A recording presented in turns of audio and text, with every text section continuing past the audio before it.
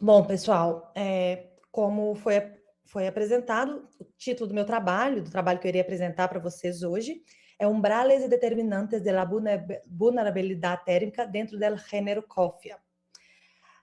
Começamos a trabalhar, tem alguns poucos anos, com café aqui no Instituto Federal Goiano, principalmente devido ao desafio que tem representado o cultivo do café. Nos últimos 45 anos, o consumo de café mundial mais do que duplicou, passando de aproximadamente 4,9 bilhões de quilogramas em 1980 para aproximadamente 11 bilhões de quilogramas em 2025. Atualmente, a produtividade do café, a produção do café tem acompanhado esse aumento na demanda. No entanto, a produção do café ela é muito dependente das variáveis climáticas, principalmente a disponibilidade de água e a temperatura. E por causa das previsões de mudanças climáticas para os próximos anos, estima-se que até 2050, os principais países produtores de café vão sofrer um grande decréscimo, uma grande redução na área disponível para a produção de café. Como é o caso do Brasil, que hoje é o principal produtor mundial de café, mas que até 2050 está previsto uma redução de até 60% nas áreas que hoje são adequadas para a produção de café. Nessa imagem, a linha pontilhada representa a área atual para a produção de café, e aqui essa linha preenchida seria o que estaria disponível em 2050, devido a esses câmbios climáticos, a essas mudanças climáticas. E o Brasil nunca foi tão quente. De 1970 até os dias atuais, a temperatura ela tem aumentado progressivamente, como a gente pode ver nesse gráfico. Quanto mais intenso o nível de vermelho, maior é a temperatura. E a gente consegue observar que de 1970 até 2010, as áreas de altas temperaturas têm aumentado progressivamente no Brasil, com as áreas o que é acompanhado, é claro, de uma diminuição nas áreas com temperaturas mais amenas. E não é só a média histórica no Brasil que tem aumentado a temperatura, mas também o número de ondas de calor e a duração dessas ondas de calor também tem aumentado. Nesse gráfico, nessa primeira parte aqui, na parte de cima, nós temos o número de ondas de calor que ocorreu no Brasil. Em amarelo, representa uma média do número de ondas de calor entre os anos de 1979 e 2023. E em vermelho, nós temos as ondas de calor, o número de ondas de calor só em 2023. Então, a gente vê um aumento muito grande no número de ondas de calor em 2023, em comparação com a série histórica. Em alguns locais, como em Brasília, quase triplicou o número de ondas de calor em 2023. E além de estarem se tornando mais frequentes, essas ondas de calor estão maiores, como a gente pode ver na parte de baixo desse gráfico, onde nós temos a duração em dias dessas ondas de calor. Mais uma vez, em amarelo, nós temos a média de duração de dias de 1979 até 2023, e aqui em vermelho, o número de dias que essas ondas de calor duraram em 2023, e mais uma vez a gente vê um aumento para quase todas as áreas. A vulnerabilidade ou a tolerância de uma comunidade vegetal às altas temperaturas depende de diversos fatores.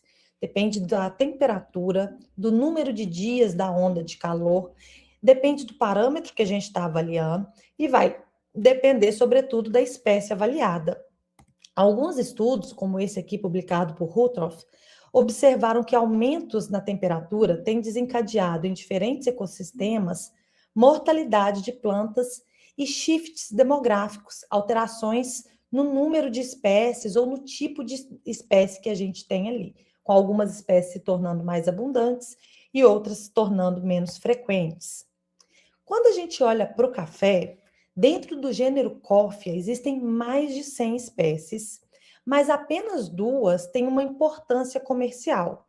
Existem mais de duas que são cultivadas e comercializadas, mas quando a gente olha em volume de comercialização, só duas têm realmente uma importância maior, que é o coffee arábica e o coffee canéfora. O coffee arábica, em termos de termotolerância, o coffee arábica é bem mais sensível do que o coffee canéfora.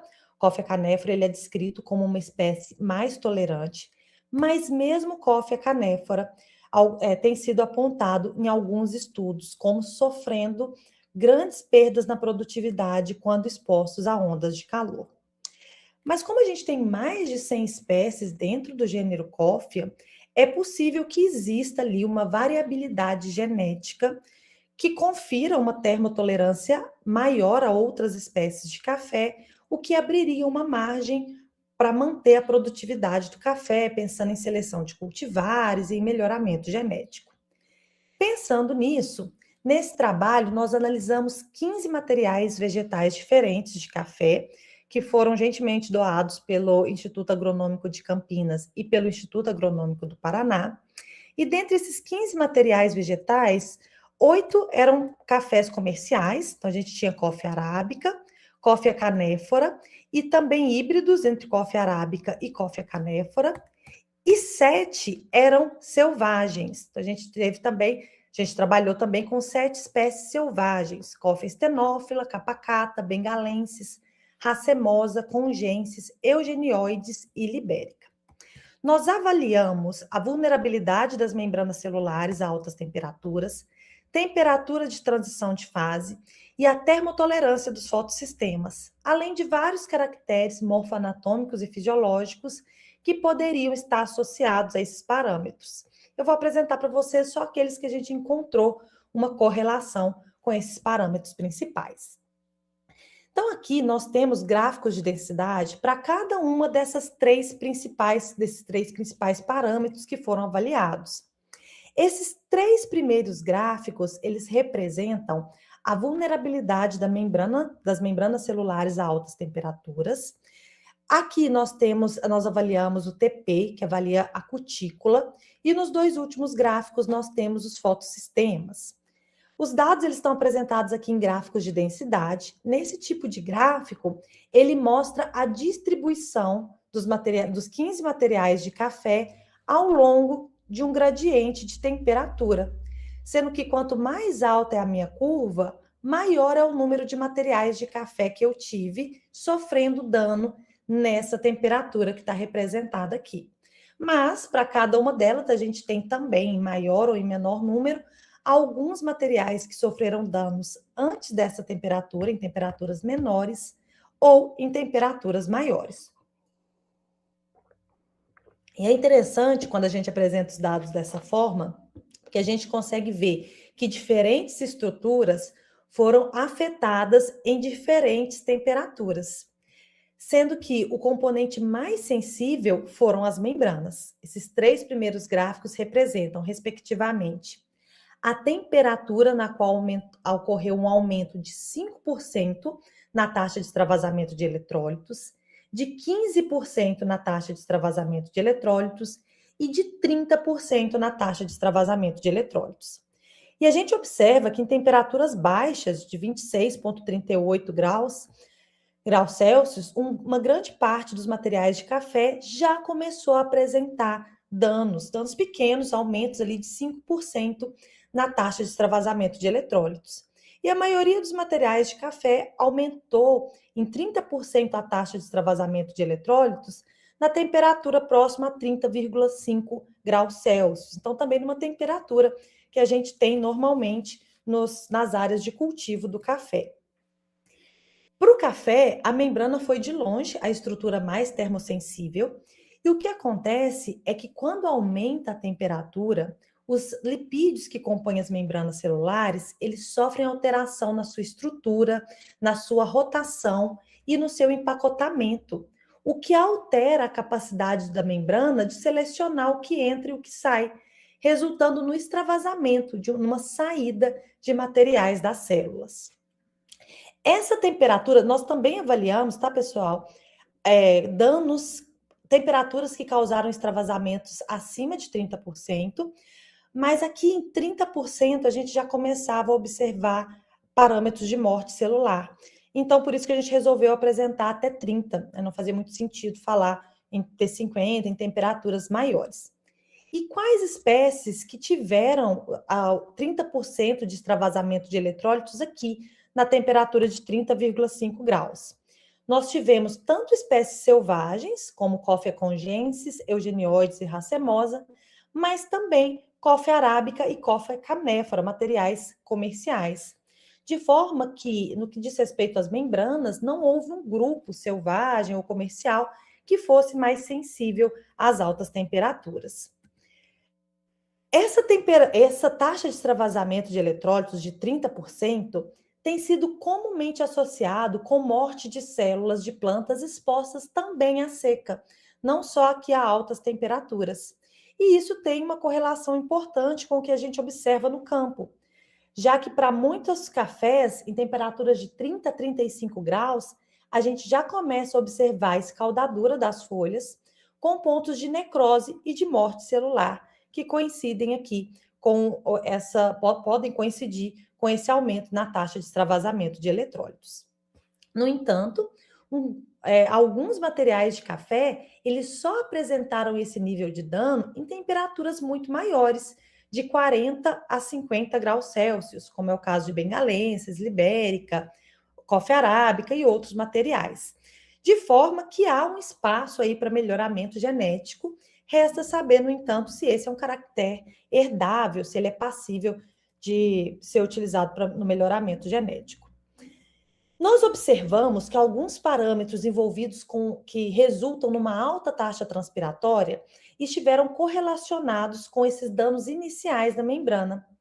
Plantas que tinham uma alta porção da epiderme recoberta por estômatos e que tinham uma alta condutância estomática máxima teórica, apresentaram o T5, esses danos iniciais ali na membrana, em temperaturas mais altas.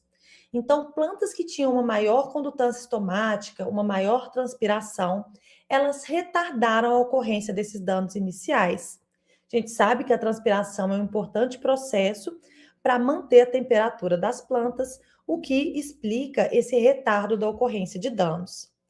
No entanto, à medida que os danos avançam, quando a gente olha danos mais intensos, como a temperatura que causa 30% de aumento na taxa de extravasamento de eletrólitos, a gente já não observa uma correlação com parâmetros de transpiração, mas observa uma correlação positiva com a condutância hidráulica da folha e com a suculência foliar, sendo que quanto maior esses parâmetros, maior foi a temperatura na qual aconteceu o aumento na taxa de extravasamento de eletrólitos. Isso indica para a gente que em temperaturas mais elevadas, as plantas passam a depender mais da sua capacidade de acumular água e de transportar essa água para a folha. É bem provável que em altas temperaturas as plantas não consigam manter seus estômatos abertos devido ao risco de desidratação, razão pela qual elas passam a depender mais de transporte e de acúmulo de água. Saindo aqui dessa faixa de 26 a 30 graus Celsius e passando por uma faixa de 41 graus Celsius, a gente observa danos na cutícula, o TP, e também danos iniciais ali no fotossistema, o T5. O que seria esse TP, pessoal, que para a maioria dos materiais de café ocorreu na temperatura de 41 graus Celsius? O TP é a temperatura de transição de fase. É a temperatura na qual a cutícula sofre alterações que vão aumentar a perda de água. Como vocês sabem, todas as folhas elas são recobertas por cutículas. Aqui nesse esquema nós temos em verde as células da epiderme e acima a cutícula, que é formada por ceras, por materiais lipídicos que vão diminuir a perda de água para a atmosfera. No entanto, a partir de determinada temperatura, assim como acontece com a membrana, os lipídios que formam a cutícula, eles se desorganizam, eles têm a sua estrutura alterada, e com isso surgem espaços que são chamados de buracos hidrofílicos, pelo qual a água passa com muito mais facilidade, aumentando muito a perda de água e o risco de desidratação, mesmo após o fechamento estomático. A gente viu que para um grande número das espécies de café, essa temperatura esse TP, essa temperatura de transição de fase, ocorre ali próximo a 41 graus Celsius. Temperaturas que no Brasil a gente atinge durante picos de calor, durante ondas de calor. E novamente a gente viu que tanto espécies selvagens quanto comerciais tiveram seu TP ali perto de 41 graus. E por último, a gente avaliou o T50. O T50, pessoal, ele diz respeito à temperatura que inibe em 50%, que reduz em 50% a razão FV-FM, portanto, potencial fotossintético. Quando a gente fala de termotolerância, esse é um dos parâmetros mais avaliados, mas para o café, a maioria dos materiais só atingiu o T50 em temperaturas muito altas, acima de 50 graus Celsius. Mais uma vez, a gente analisou ali as correlações e a gente observou uma correlação negativa entre o T50 e alguns parâmetros correlacionados com a transpiração, como o tamanho dos estômatos, que não está representado aqui, a área de abertura do estômago e a condutância estomática máxima e a própria taxa transpiratória se correlacionaram negativamente com a temperatura na qual ocorre diminuição de 50% na razão FV-FM. É possível que espécies que investem mais em características epidérmicas, como a área de abertura do estômago, e que com isso apresentam uma transpiração mais elevada, invistam menos em fotossistemas que são mais tolerantes a alta temperatura. E a gente acabou observando, como seria esperado, um trade-off entre o T50 e a taxa fotossintética, onde as espécies que têm um fotossistema mais tolerante apresentaram uma menor taxa fotossintética e, portanto, uma possível menor produtividade, já que essas espécies também transpiram menos. Então, pessoal, voltando aqui para esse gráfico inicial, a gente observa que em temperaturas relativamente baixas, a gente já tem danos na membrana do café. Em temperaturas mais altas, que podem ocorrer nos países produtores, por exemplo, durante ondas de calor, a gente tem o TP, a gente tem a ocorrência dessa alteração na cutícula, que aumenta muito a perda de água e pode resultar numa desidratação. E em temperaturas muito mais altas, que não são atingidas aqui no Brasil, nas zonas produtoras, a gente tem o T50, os danos ali nos fotossistemas. Isso, pessoal, chama atenção para a gente sobre o que a gente tem medido em campo. Porque, como eu comentei com vocês, o T50 ele acaba sendo uma das variáveis mais analisadas. No entanto, o componente mais sensível, pelo menos para o café, mas isso tem sido observado também em outras espécies, várias outras espécies do T50 ficou aqui bem próximo de 45, 50, inclusive espécies nativas. Enquanto que, quando a gente olha para as membranas, a gente tem danos capazes de causar morte celular em temperaturas relativamente baixas. E quando a gente pega ali quais cafés que foram mais tolerantes de forma geral a todos os parâmetros avaliados, a gente chega em 2 cafés. O Coffea stenófila, que é uma espécie selvagem, com pouca importância comercial, e uma cultivar de Coffea arábica. Resta para a gente aqui perguntar sobre o gosto desse café. Porque quando a gente olha para esses resultados, a gente observa que Coffea stenófila, então, representa aí uma fonte importante de material genético para programas de melhoramento, já que, assim como a cultivar de Coffea arábica, já que ele apresentou uma maior tolerância para todos os itens que a gente avaliou, mas a gente sabe que para o café só a tolerância ela não é suficiente. Esse café ele precisa ser gostoso, ele precisa ter um sabor agradável, senão ninguém vai comprar esse café por mais produtivo e por mais tolerante que ele seja. Mas nesse quesito nós temos uma boa notícia, porque já foi feita a degustação desse café, desse Coffea stenófila, e as pessoas foram muito receptivas a esse café. Quando a gente analisa esses cafés, foi perguntado, né, quando foi feita essa degustação, foi perguntado para várias pessoas que tipo de café eles acreditavam que era. Se era um café novo, se era um café comercial, se era um café do tipo robusta ou se era um café do tipo arábica. E 98% dos entrevistados falaram que aquele café que eles estavam provando, que era o Coffea stenophila, seria um café do tipo arábica, proveniente ali da Etiópia. Então, isso mostra para a gente que esse café, além de ter, né, que o Coffea stenophila, além de ter um grande potencial para ser uma espécie tolerante em altas temperaturas, ele também tem um potencial de comercialização grande.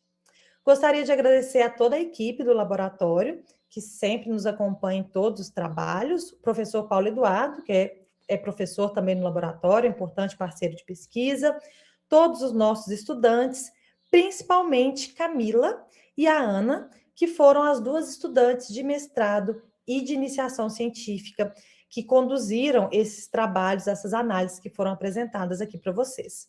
Agradecer também as agências de fomento envolvidas nesse trabalho, a FINEP, o CNPq, a CAPES e a FAPEG. Muito obrigada, pessoal. Eu estou à disposição caso vocês tenham dúvidas ou queiram discutir algum resultado. Muito obrigada.